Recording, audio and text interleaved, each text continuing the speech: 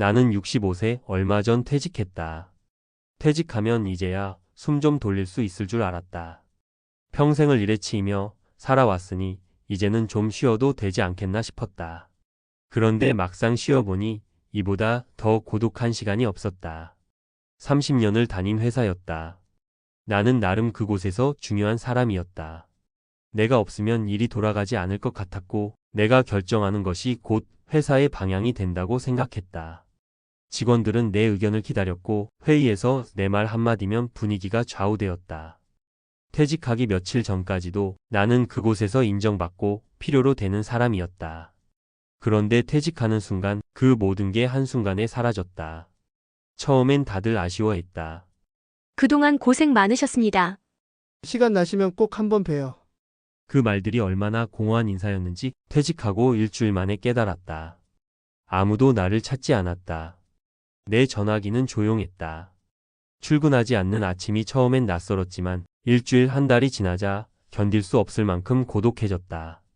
처음엔 아내와 함께 시간을 보내려 했다. 하지만 아내는 이미 나 없이도 자기 일상이 있었다. 하루 종일 집에 있는 내가 오히려 불편해 보였다. 여보, 좀 나가서 사람들도 만나고 그러지 그래? 아침에 산책이라도 다녀오면 어때? 아내가 걱정스럽게 말했지만 나갈 곳이 있어야 나가지 않겠는가. 만날 사람이 있어야 만나지 않겠는가. 친구들에게 연락을 해봤다. 하지만 다들 각자의 삶이 있었다. 다음에 한번 보자. 이번 주는 좀 바쁘네.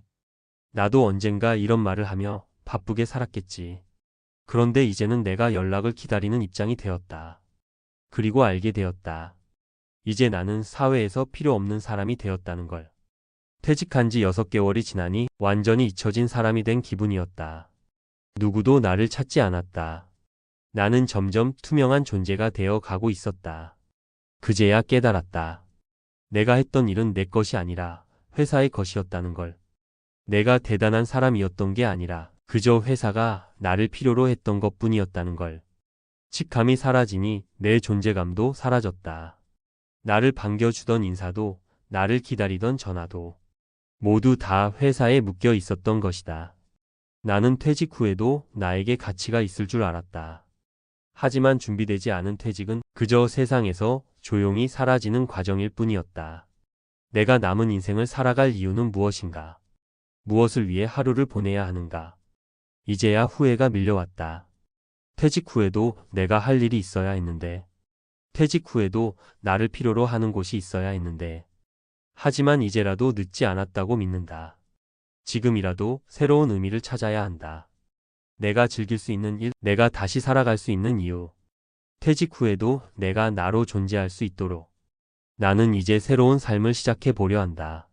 나는 63살, 평생을 가족을 위해 살아왔다.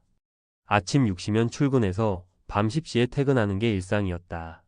비가 오나 눈이 오나 몸이 아프거나 피곤해도 빠질 수 없었다. 왜냐고? 내가 아니면 우리 가족을 먹여 살릴 사람이 없었으니까. 아이들이 먹고 싶다는 건 조금이라도 더 사주려고 했고 아내가 하고 싶은 건 하나라도 더 들어주려고 했다. 아끼고 또 아꼈다.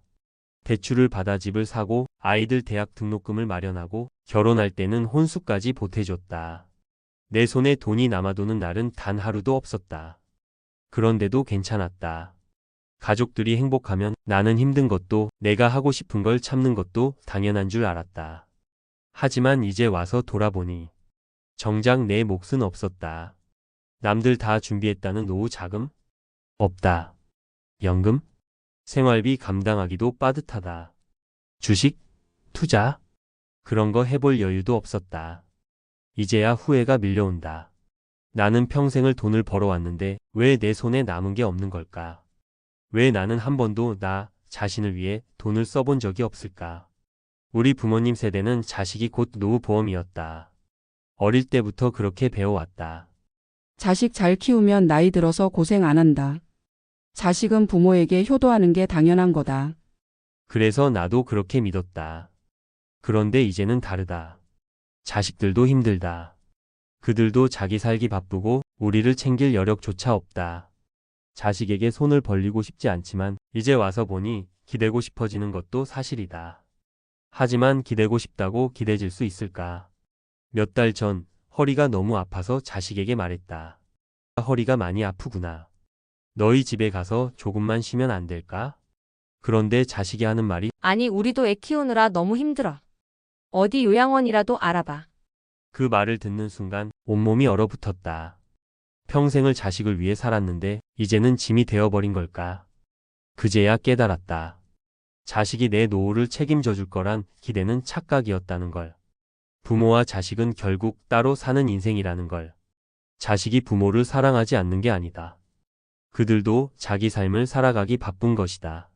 나는 자식이 행복하면 나도 행복할 거라 믿었다. 하지만 정작 내 삶은 행복했을까? 내가 원하는 건 뭐였을까? 지금 내 손에 남은 건 몸 여기저기가 아프고 앞으로 어떻게 살아야 할지 막막한 현실뿐이다. 이제야 깨닫는다. 가족을 위해 희생하는 것도 좋지만 나를 위한 준비도 필요했다는 걸. 가족을 챙기는 것도 중요하지만 내 삶도 소중했어야 했다는 걸. 이제 와서 후회해봐야 소용이 없겠지만 적어도 여러분은 나처럼 되지 않았으면 좋겠다. 제발 여러분 자신을 먼저 챙기길 바란다. 자식들한테 미안해하지 말고 죄책감을 느끼지도 말았으면 한다. 내가 있어야, 내가 건강해야 우리 가족도 행복할 수 있다. 그러니 후회하기 전에 꼭 본인을 위한 노후를 준비하길 바란다. 나처럼 땅을 치고 후회하지 않길 바란다.